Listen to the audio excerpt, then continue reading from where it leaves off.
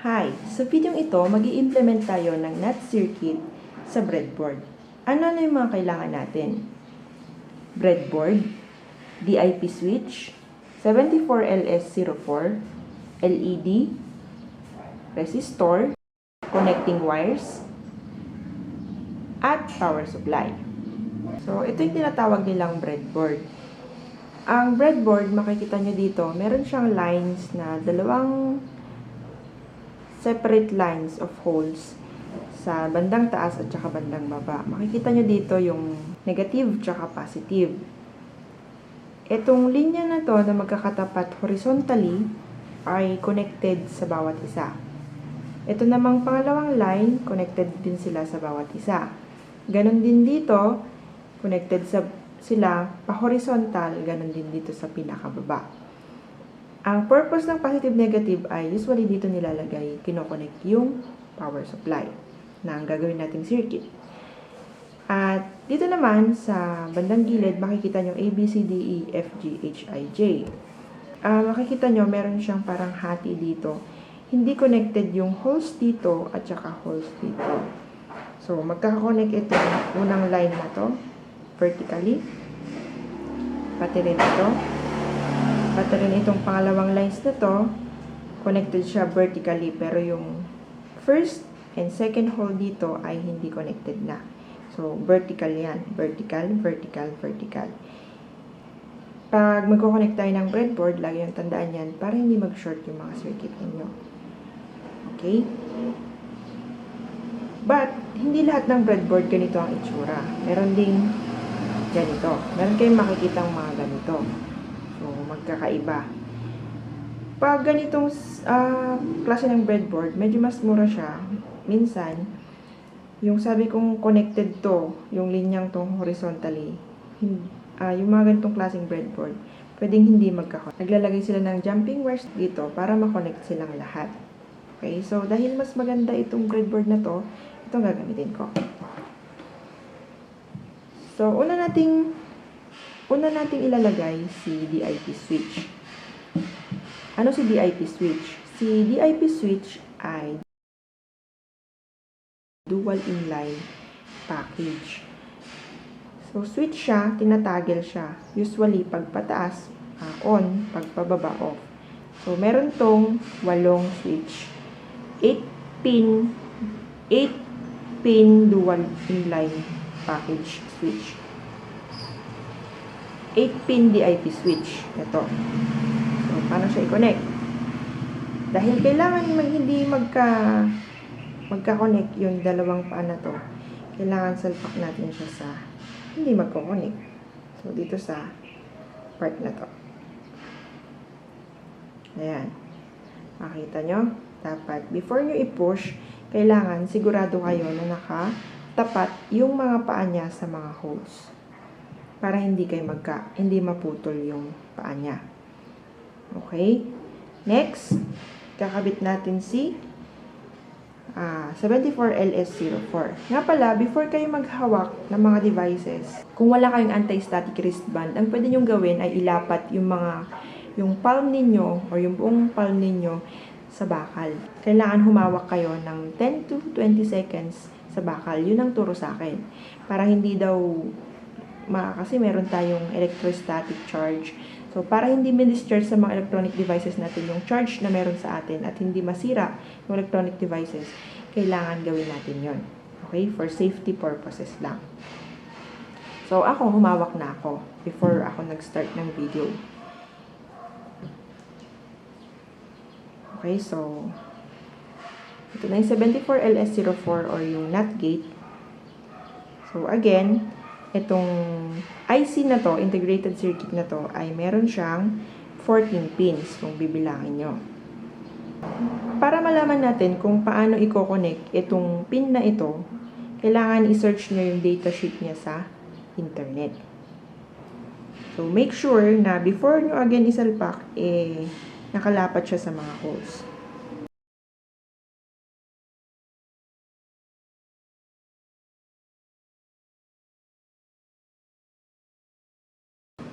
So, kung i-search natin yung 74LS04, ito yung makikita nating pin configuration. So, yung pinakababa dito ay pin 1, 2, 3, 4, 5, 6, 7. And then sa taas, payu, 8, 9, 10, 11, 12, 13, 14. Yan. So, yan yung 14 pin na IC na NOT gate. And then, next na ilalagay natin ay yung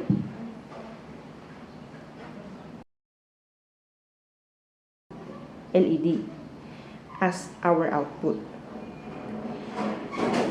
So, usually, paano natin malalaman yung kung saan ikakabit yung ground at kung saan ilalapat yung supply? Ang usually sinasabi ng iba ay kung saan yung mas mahaba, mas maikli, ganyan.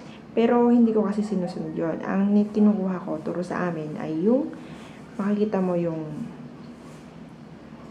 sa loob niya. Sa loob na wires or bakal, meron kayong makikitang mas makapal tsaka mas manipis. Pag mas makapal, yun yung parang pinaka kailangan dun mo ikakabit yung ground. Tapos yung mas manipis, dun magagaling yung supply. Okay? So, tandaan, ang mas makapal na part na to ay itong part na to. So, ito yung ground natin. So, ilalagay natin yan. And then, meron tayong resistor para ma-regulate yung supply na pumapasok. At yun yung kailangan ng mga devices natin. Dito, i-connect ko siya sa DIP switch. Hindi kasi, depende sa DIP switch, minsan hindi kasi siya gumagana kung hindi mo lalagyan ng resistor. So, from pin 1, kasi pin 1 lang yung gagamitin ko, or switch 1, tatapat ko yung resistor. Ayan. And then, yung isang paa ng resistor, ilalagay ko siya sa ground. Okay? So, ito yung input natin, DIP switch. Ito yung NOT gate natin, process. And then, ito yung output natin, LED. Or light emitting diode, na green. And then, gagamit na ako ng connecting wires para i-connect yung mga circuits natin.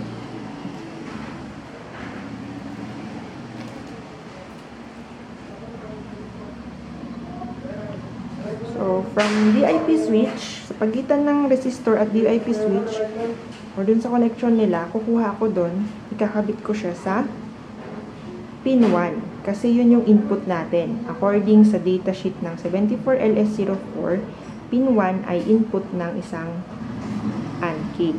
Or, ang pin 1 ang input ng NOT gate sa circuit niya. And then, ang output ng NOT gate na yon ay nasa pin 2. So, kukuha ako ng pin 2. Sa pin 2, magsasalpak ako ng connecting wires sa paa ng 74LS04 and then ipapasok ko siya sa input ng LED. Okay? Ayan. So, nakita nyo, hindi ko siya mismo tinapat doon sa may paa ng LED. Ilalagay ko tong connecting wire na to doon sa katapat na hole ng paa ng LED. Ayan. Vertically. And then, si IC, kailangan niya ng supply tsaka ground. So, kailangan niya ng supply tsaka ground. So, ikakabit ko ngayon si pin 14 as VCC according sa datasheet. Pin 14. And then, ilalagay ko siya sa pin 1 ng DIP switch sa taas kasi dun din ako maglalagay ng supply niya. Okay, VCC to VCC, ground to ground. Yun ang principle or pagkakabit ng circuit. VCC to VCC, ground to ground. Yan. Okay. And then, maglalagay din ako ng ground. Ang ground ng IC na to ay sa pin 7. So, andito yung pin 7 natin.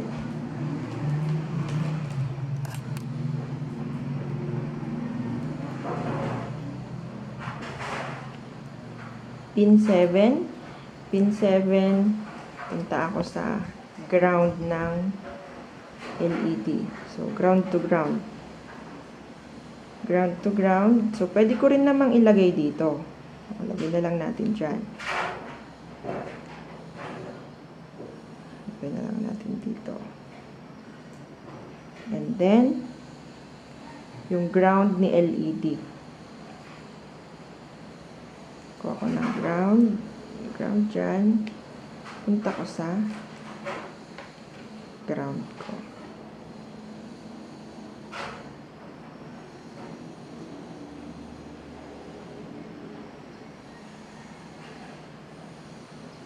Ayan. So, naka-ground na lahat. Naka-ground. So, supply na lang. Pwede nyo gamitin yung, kung meron kayong USB cable dyan, pwede nyo gamitin. I-search nyo lang yung color configuration niya. So, usually, standard yan. Meron tayong apat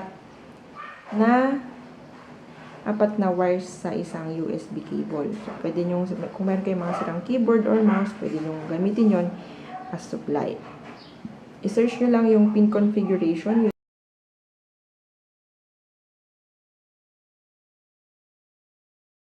Okay?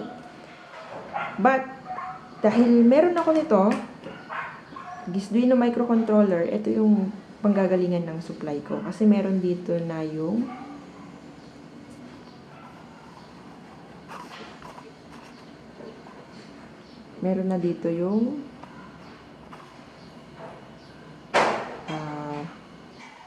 yan. Makikita nyo dito, meron na siyang 3 volts tsaka 5 volts ground.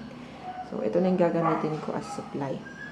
And, kailangan ko din ng printer cable as wire ng Atmega microcontroller ko. Or Arduino microcontroller.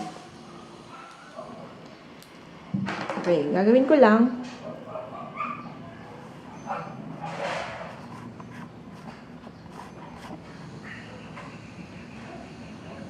Ang gagawin ko lang, kukuha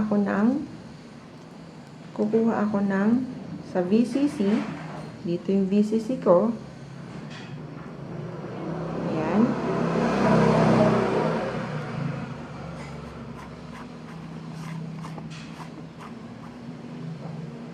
Ayan yung VCC ko. Kukonek ko siya sa 5 volts ng microcontroller.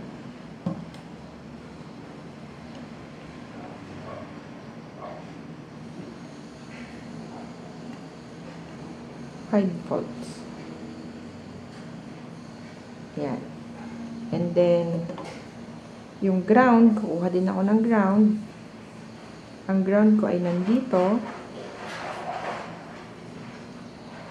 Yan. So, nandito yung ground ko. So, lagay ako ng ground dyan. And then, yung ground, yung kabila, lalagay ko dito sa microcontroller na ground. Okay, so before nyo supplyan,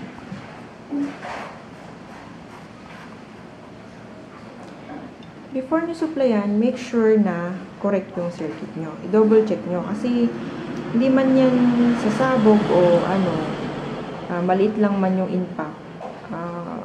Pag nasira yung component, problema din yan. So, before nyo isalpak yung supply nya, kailangan i-double check nyo. So, yung ground natin, ay nasa ground ng IC to ground, then VCC, supply, then input, output natin, papunta sa LED.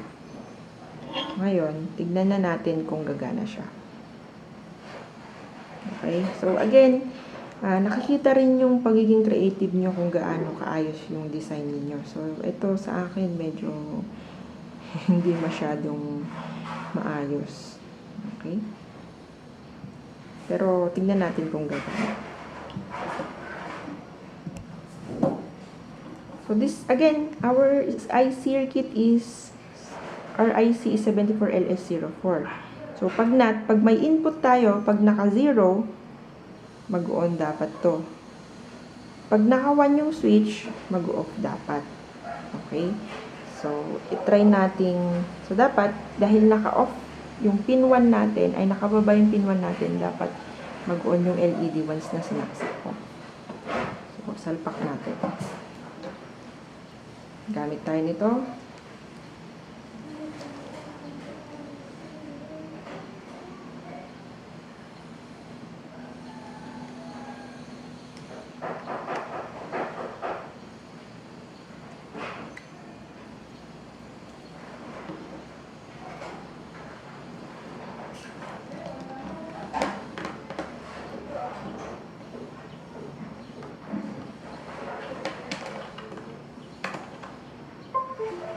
Okay, so nag-on.